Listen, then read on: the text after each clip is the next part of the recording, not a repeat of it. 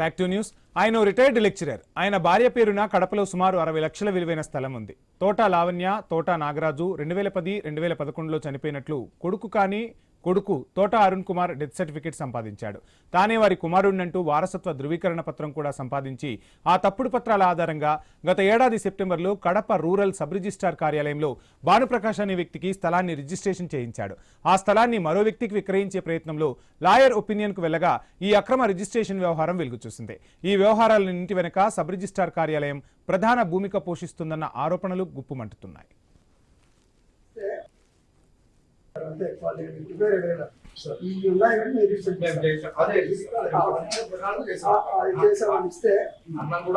Report తీసుకొని collector రమ్మన్నారు.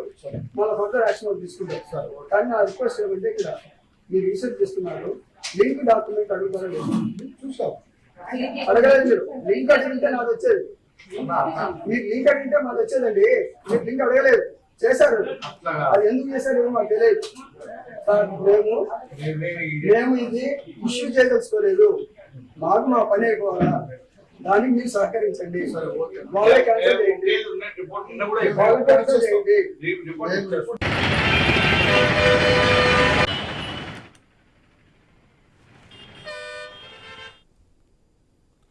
బతికే ఉన్న అధికారిక పత్రాల్లో చనిపోయినట్లుగా చూపించడంతో న్యాయం కోసం పోరాడుతున్న రిటైర్డ్ లెక్చరర్ తోట నాగరాజుతో మా కడప ప్రతినిధి Prasad Sharma face to face. నగరంలో కబ్జాల పర్వం కొనసాగుతూనే ఉంది. చాలా చోట్ల చాలా మంది యజమానులు తెలియకుండా చాలా భూములు, స్థలాలు కబ్జాలు గురవుతున్నాయి. ఇటీవల మనం సాయినగర్లో ఒక ఉదంతాన్ని చూసాం. ఒక ఇంటిని 7గురికి రిజిస్టర్ చేసినటువంటి పరిస్థితి.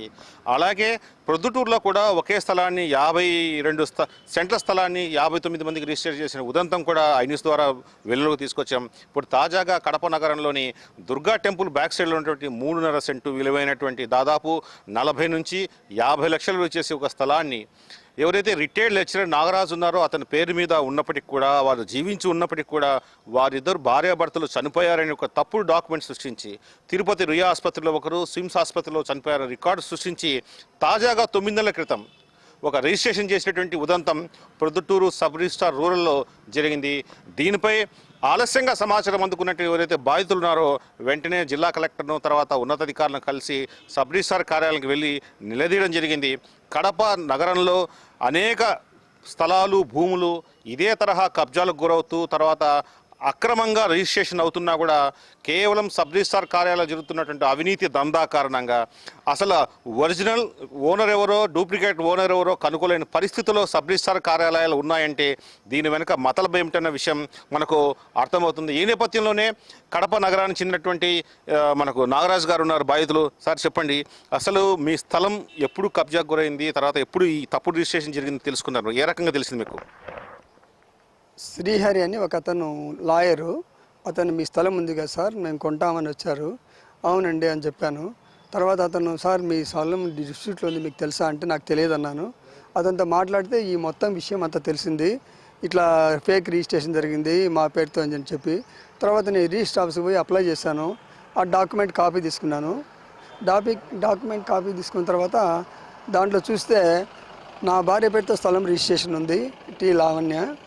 నా భార్య చనిపోయినట్లు, నేను చనిపోయినట్టు 2011, 2012లో చనిపోయినట్టు ఫేక్ డెత్ సర్టిఫికేట్ తీసుకున్నారు. తర్వాత అవి అక్కడే తిరుపతిలోనే అదే టైంలో ఫ్యామిలీ మెంబర్ సర్టిఫికేట్ కూడా తీసుకున్నారు. అవి తీసుకొని రిజిస్టర్ ఆఫీస్లో దాదాపు ఒక 2025 9 నెలలో రిజిస్ట్రేషన్ జరిగింది. ఆ రిజిస్ట్రేషను ఎవరి పేరు? భానుప్రకాష్ పేరుతో రిజిస్ట్రేషన్ జరిగింది. అతను మా కొడుకుగా చెప్పబడేటటువంటి ఒక అతను. ఇప్పుడు మీ డాక్యుమెంట్లో ఎక్కడ చూసినా కూడా అరుణ్ కుమార్ అనే పేరు, తోట అరుణ్ కుమార్ అనే పేరు కనిపిస్తుంది. అసలు ఎవరు ఈ తోట అరుణ్ కుమార్, మీకు తెలుసా, మీ బంధువా, అసలు ఏంటిది పరిస్థితి? తోట అరుణ్ కుమార్ అనేది నాకు తెలియదు. అతను ఒక ఫేక్ డాక్యుమెంట్ సృష్టించి ఒక ఫేక్ మనిషి అతను. మాకు అతను ఎటువంటి పరిస్థితుల్లో మేము ఎప్పుడు చూడలేదు, ఆ పేరు కూడా వినలేదు. రిజిస్టర్ హాస్పిటల్లో డాక్యుమెంట్ అప్లై చేసిన తర్వాత వచ్చే దాన్ని బట్టి మాకు తెలిసింది. అసలు మీ ఇంటిని ఎవరో మీకు తెలియకుండా మీ డాక్యుమెంట్ ఫేక్ చేసి ఇతరులకు అమ్మడం జరిగిన విషయం తెలుసుకున్న తర్వాత దీని మీద ఏ రకంగా ముందుకెళ్ళారు మీరు? నేను తెలిసిన తర్వాత ముందు అప్లై చేశాను రిజిస్టర్ ఆఫీస్లో, నకలు అప్లై చేశాను. నకలు వచ్చింది. తర్వాత దానికి మా పేరుతో ఉందా లేదా అనే దానికి కూడా అప్లై చేశాను. చూస్తే మా పేర్లు ఉన్నాయి అక్కడ. తర్వాత ఈ ఫేక్ డాక్యుమెంట్ రిజిస్టర్ అయింది కాబట్టి అతని పేరు కూడా ఉంది దాంట్లో. ఆ తర్వాత నేను చేసుకున్న తర్వాత నేను కలెక్టర్ దగ్గర పోయాను 4th అట్లా, ఈ మంత్ 4th తారీఖున.